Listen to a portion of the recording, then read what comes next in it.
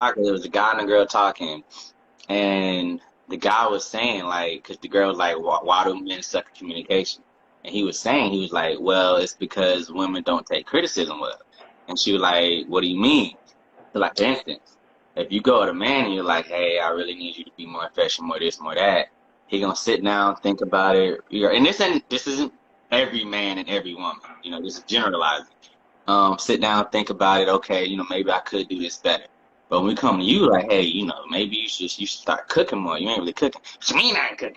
I do this and that. And you get defensive instead of hearing what he's saying, hearing him his concern, and then okay, how can I address this concern and actually self-evaluate?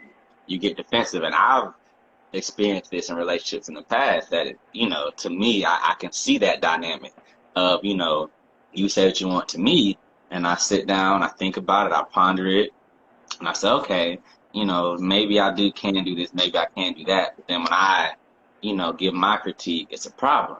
You know what I mean? And he was like, so why would men communicate if they feel like as soon as I say something, it's gonna be an argument? I'd rather just not communicate then, And she was saying like the if both channels of communication was healthy and open, that more communication would happen. And I agree with that 100%.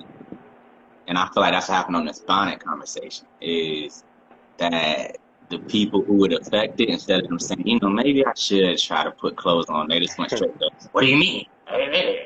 Instead of Yeah. actually listening to the critique and saying, okay, maybe that's something I could do better.